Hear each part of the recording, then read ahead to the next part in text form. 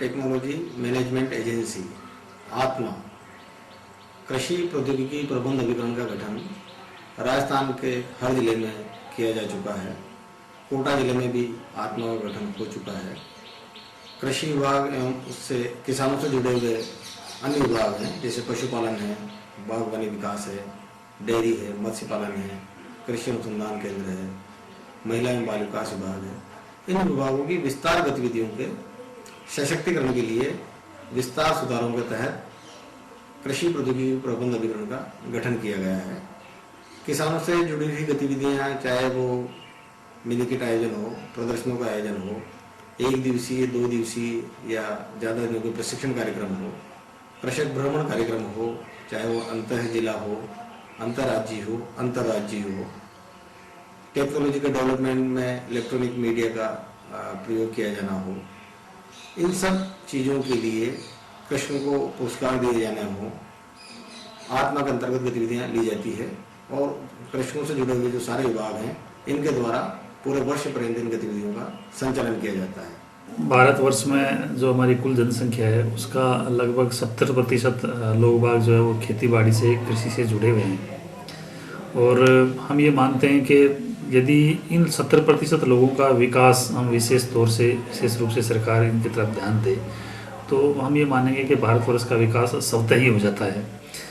वर्तमान में हमारे सामने एक ज्वलंत समस्या है कि जिस दृष्टि से हमारे देश का आर्थिक विकास दर आ रही है उस दृष्टि से कृषि में विकास नहीं हो पा रहा है और ज़रूरत है कि ये हमारी जो 70% जनसंख्या है इसके विकास के लिए ये आवश्यक है कि हमारे देश की जो कृषि की विकास दर है उसको बढ़ाया जाए और कृषि के विकास के लिए हम ये मानते हैं कि हमें एक और हरित क्रांति की आवश्यकता है और इस हरित क्रांति में न केवल फसलों का उत्पादन बढ़े बल्कि कृषि का विविधीकरण किया जाए, जिसमें फसलों के उत्पादन के साथ साथ हमारा बागवानी का विकास है, पशुधन का, डेयरी का विकास है, बकरी पालन, मत्स्य पालन, इन सब का विकास यदि होता है तो निश्चित रूप से काश्तकारों को ज़्यादा फायदा होगा।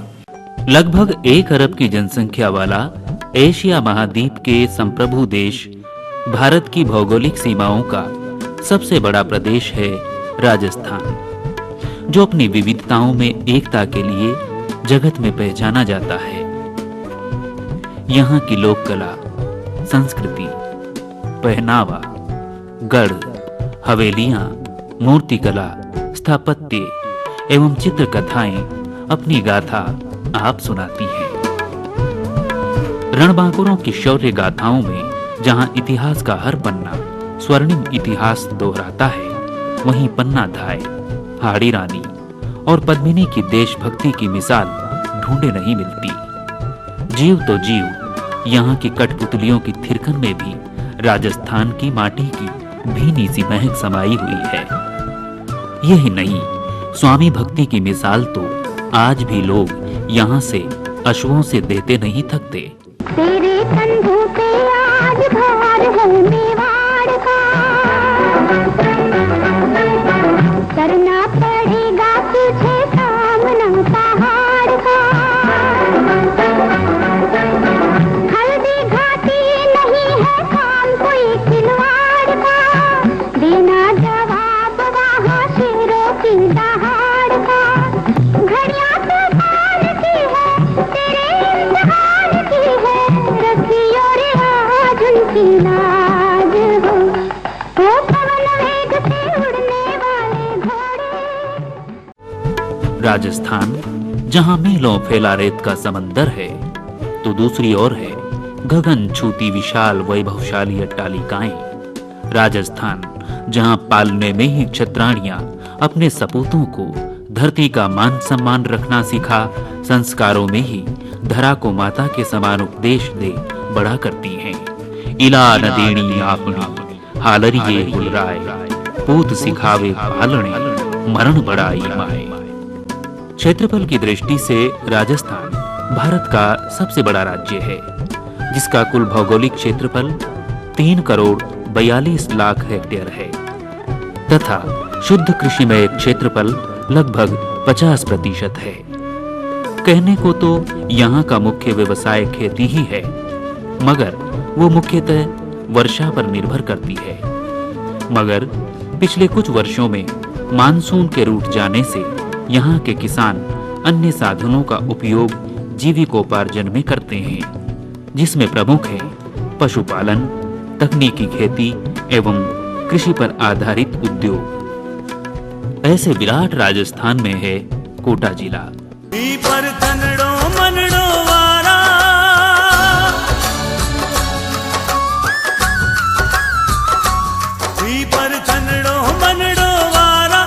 पर जीवन प्राण बारा, हीरी ध्वजा उड़े गिगनारा, धरती धोरारी।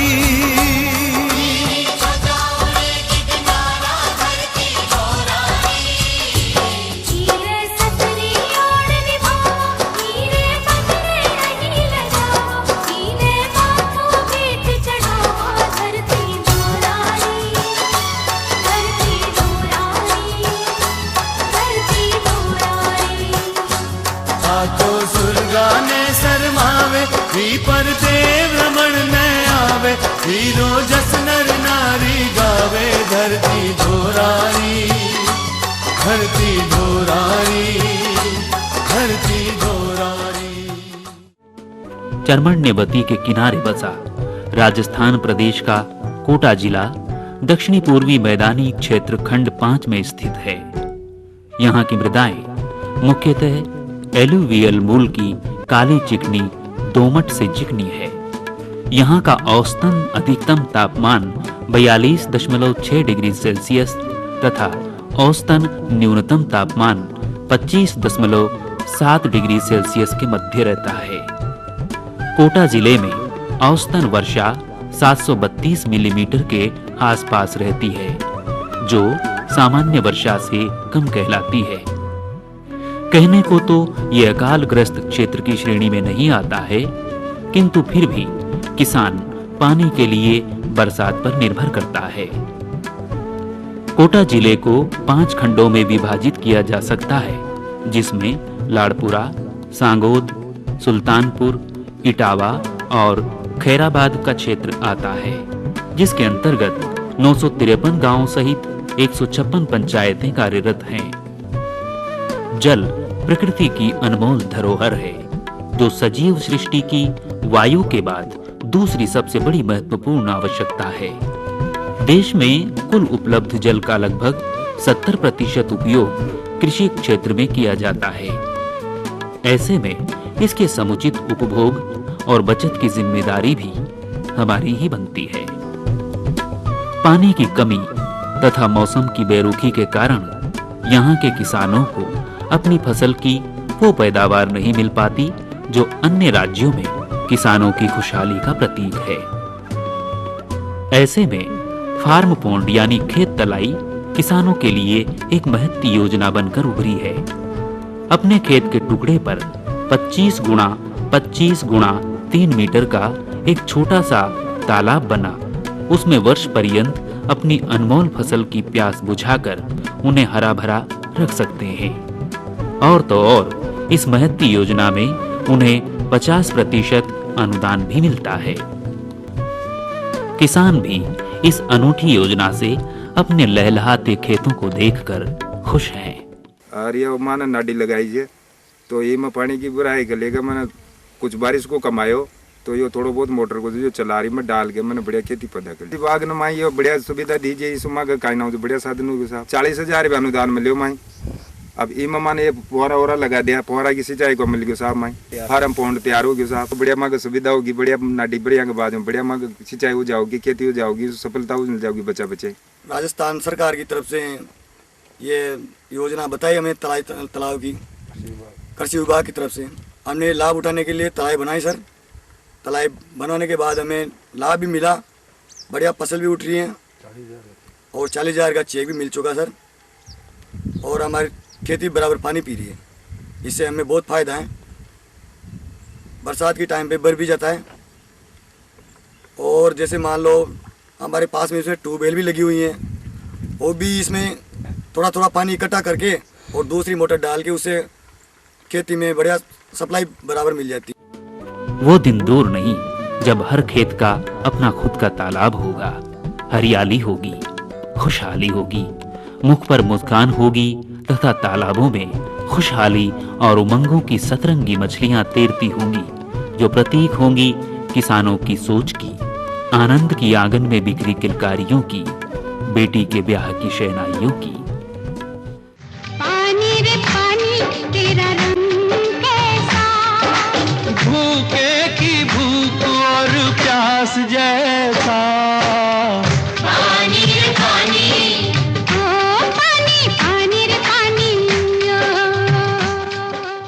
प्रधानमंत्री मनमोहन सिंह के कृषि क्षेत्र में आत्मनिर्भरता के स्वप्न को साकार करने का बीड़ा उठा और इसे अमली जामा पहनाने का भागीरथी प्रयास किया कृषि विभाग राजस्थान ने। ऐसे में जिला स्तर पर एक पंजीकृत संस्था कृषि प्रौद्योगिकी प्रबंध अभिकरण यानी आत्मा का गठन किया गया। इसके उद्देश्य किसानों की सक्रिय भागीदारी से सामाजिक अनुसंधान एवं प्रचार प्रसार योजना की जानकारी उन पिछड़े किसानों तक पहुंचाना है जो अभी तक भी वैज्ञानिक पद्धति से खेती करने में कोसों दूर हैं। क्या है ये आत्मा योजना? स्थानीय आवश्यकताओं को ध्यान में रखते हुए भारत सरकार द्वारा एक बहुत बड़ी योजना 2005 से पूरे देश में लागू की गई है, जिसको हम आत्मा के नाम से जानते हैं। और हिंदी में यदि हम कहें तो कृषि प्रौद्योगिकी प्रबंधन अभिकरण के नाम से जिले में एक आत्मा एजेंसी बनाई गई है, जिसमें स्थानीय आवश्यकताओं में हमारी लोकेलिटी में किस तरह की हमें कृषि तकनीकी आवश्यकता है, किस तरह से पशुधन का विकास कर सकते हैं, किस तरह से मत्स्य का विकास कर सकते हैं, किस तरह से सहकारिता का विकास कर सकते हैं, यानी स्थानीय लोगों की, हमारे काश्तकारों की, किसानों की क्या आवश्यकता है, उन्हीं सब चीजों को ध्यान में रखते हुए हम जिले में योजना बनाए। उस योजना का अनुमोदन करते हुए उसी अकॉर्डिंग हमें पैसा मिलता है, जिस हिसाब से हम कार्य करते हैं जिले में। और ये अपने आप में इसके बहुत बड़े रिजल्ट जिलों में आ रहे हैं।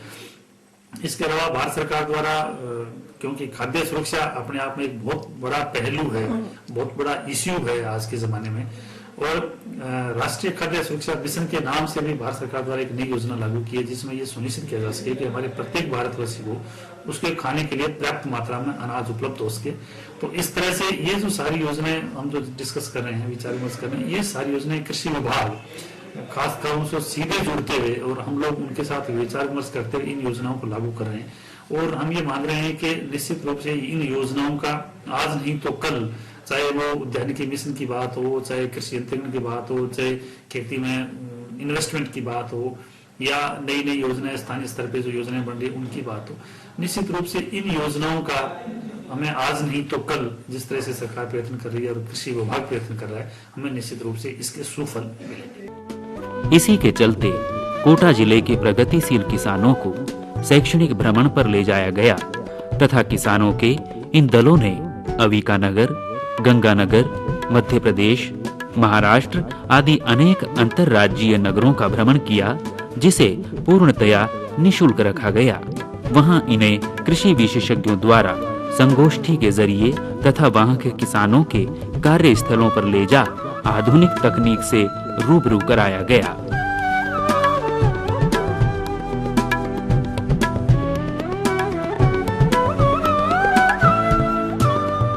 और लौटने पर समय समय पर स्थानीय कृषि विशेषज्ञों द्वारा गांव में जाकर गांव में चौपाल लगा किसानों को आधुनिक एवं उन्नत तकनीक को अपनाने को प्रेरित भी किया गया। क्या वास्तव में ये भागीरथी प्रयास सफल रहा?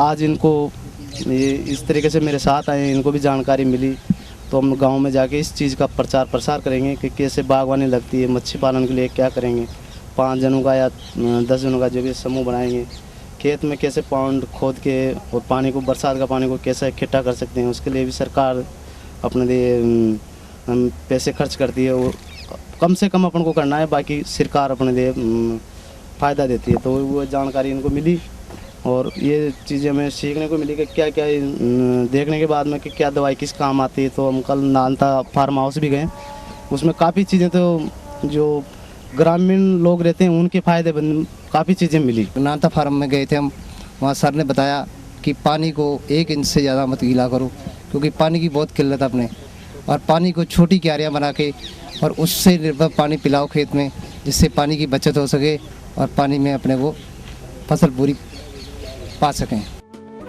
उन्नत बीज, उर्वरक, कीटनाशक तथा मृदा की गुणवत्ता के बीच यदि सामंजस्य नहीं हो तो सारे प्रयास निरर्थक हो जाते हैं।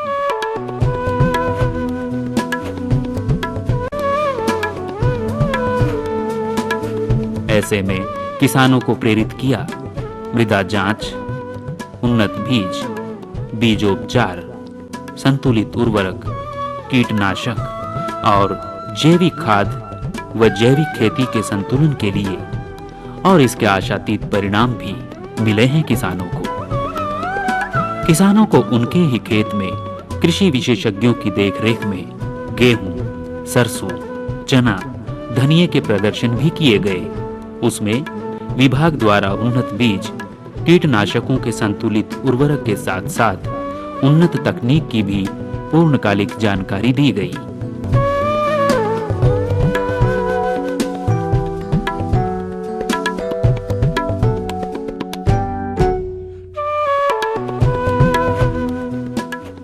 इन फसलों को हमने 2 फर्टिलिटी लेवल पे, जैसे कि जो हमें अपारी को पहले से सिफारिश की गई है खाद की मात्राएं, वो और उसके अतिरिक्त हम 25% अगर अधिक खाद दे के अधिक उपज प्राप्त कर सके, ऐसे हमने इस प्रयोग को लगाया। गत वर्ष जो हमने इस एक्सपेरिमेंट को लगाया था, उसमें हमने ये पाया गया कि सोयाबीन से अधिक हमें जो ये लाभ मिला है वो थी हमारे लिए मक्का, उड़द और अरहर और तिल।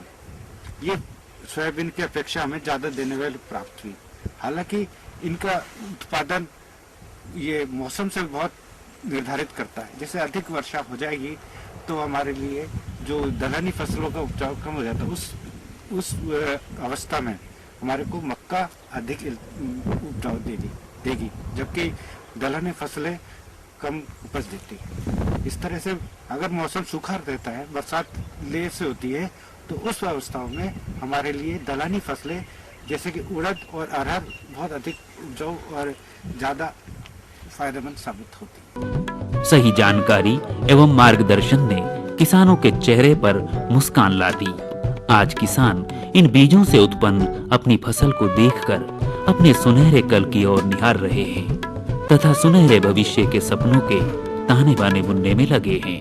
मिलावट भी कम से दूरी बात है, पौधा की फुटानी की ज्यादा से वो अपना घरेलू बीज कम। आत्मा योजना से हमें 35 किलो गेहूँ, 35 किलो 40 किलो गेहूँ, 35 किलो DAP, 90 किलो यूरिया और आधा लीटर 240 दी गई थी कृषि विभाग द्वारा। वो हमने इसमें यूज किया। गेहूं की फसल अच्छी है, फुटान ग्रोथ में आगे साल भी किया था 2 दफे, अच्छा है। जो पहले मैं परंपरागत रूप से जो खेती करे था और जो कृषि विभाग के अधिकारियों के माध्यम से जो जानकारी दी, उसमें मतलब 30-40% की बढ़ोतरी हुई है। पिछले साल पुराना परंपरागत तरीका का जो बीज लेचा और अब की बार उन्नत बीज काम में लियो GNG 469, तो इसु का एक मतलब 30-40% की पैदावार की बढ़ोतरी हुई थी। पिछले साल भी यही बीज माने काम में लियो जो और GNG 469 बीज मां की निगाह में बहुत ज्यादा बेहतर है।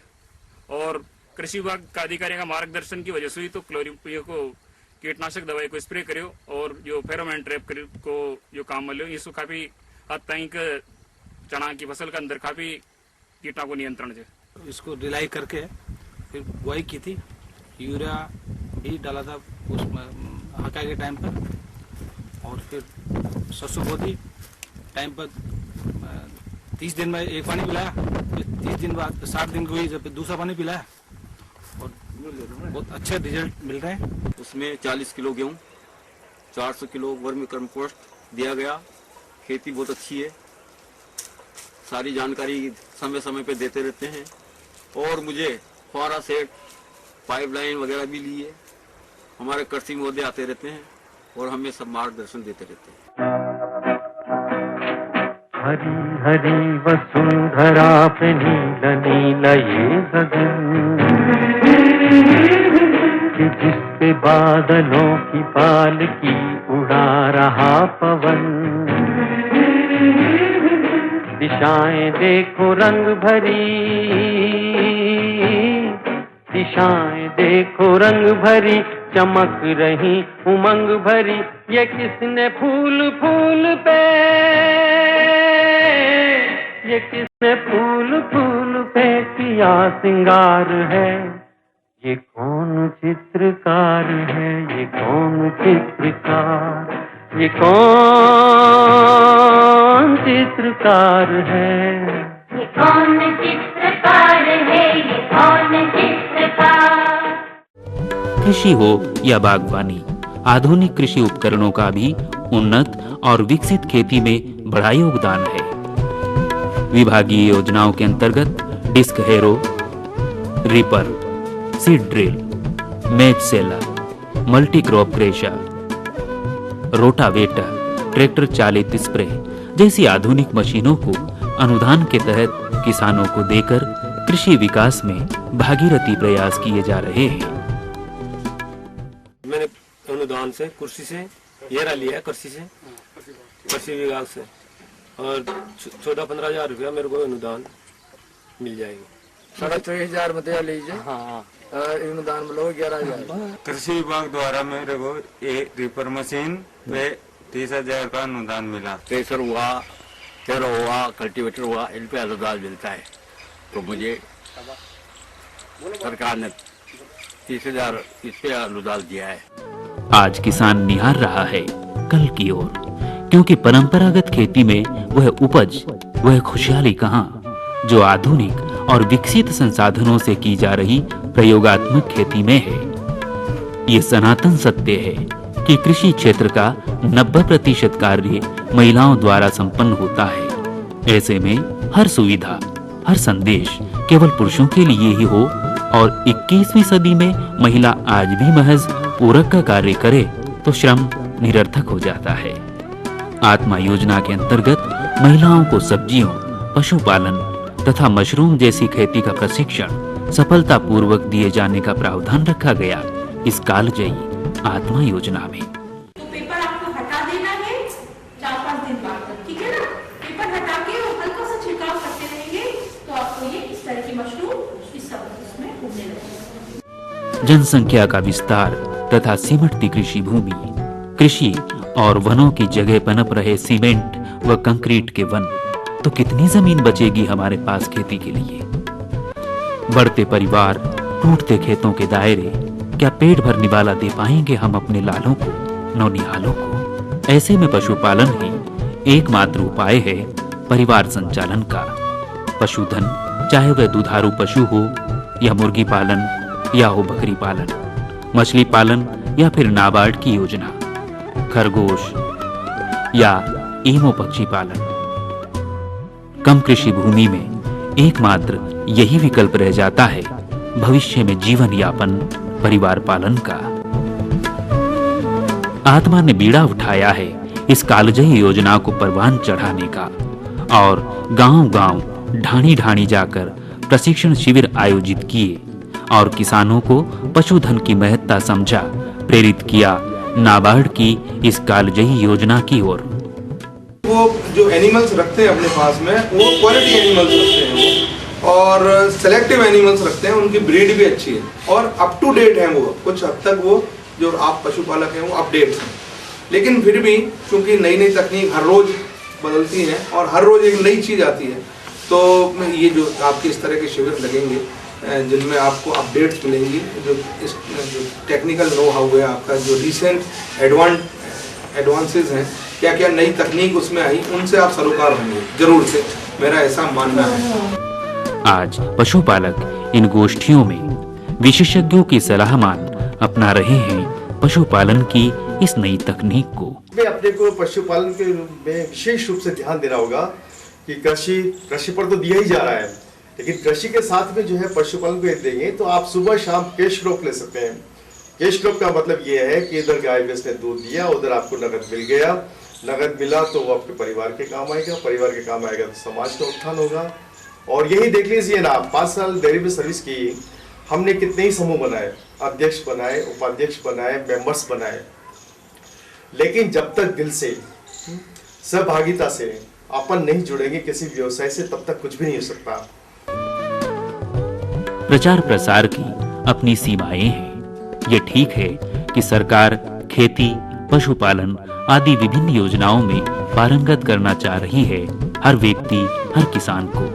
मगर समय अभाव या पारिवारिक जिम्मेदारियों के चलते समय रहते हर किसान इसका लाभ नहीं उठा पाता। ऐसे में शेष बचे काश्तकारों, पशुपालकों और कामगारों के लिए कृषि विभाग आत्मा योजना के अंतर्गत कृषि प्रदर्शनी, कृषि मेलों का भी आयोजन करता है। यही नहीं, कोटा दशहरा मेला में भी कृषकों की जिज्ञासा शांत करने के लिए एक प्रदर्शनी का आयोजन किया जाता है, जिसमें आधुनिक तकनीक, उन्नत कृषि से किसानों को रूबरू कराया जाता है। आज इन भूमिधरों में ललक है अधिक पैदावार कर दिखाने की, देश को कल के सुनहरे भविष्य की ओर ले जाने की, घर में मांगलिक खुशियां लाने की। आइए कृषि महकमे के इन आला अधिकारियों, कृषि विशेषज्ञों के साथ एक कदम और बढ़ाएं उन्नति की ओर, खुशहाली की ओर, और बनाएं बेहतर हिंदुस्तान जहां चेहरों पर चमक हो, मुस्कान हो, आंखों में सपना हो कल के भविष्य का। भारत मुस्कुराए इन ग्रामवासियों की आंखों में पल रहे सुनहरे सपनों की तरह। जब चलते हैं इस धरती पे हल ममता अंगड़ाइयाँ लेती है, क्यों ना पूजे इस माटी को जो जीवन का सुख देती है, हो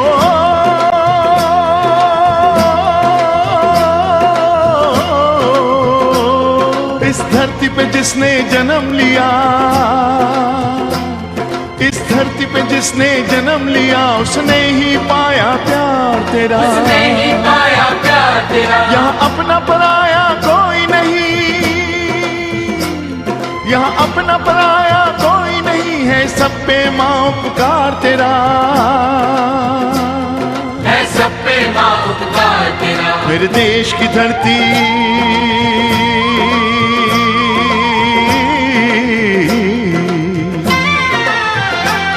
मेरे देश की धरती सोना उगले उगले हीरे मोती, मेरे देश की धरती, मेरे देश की धरती।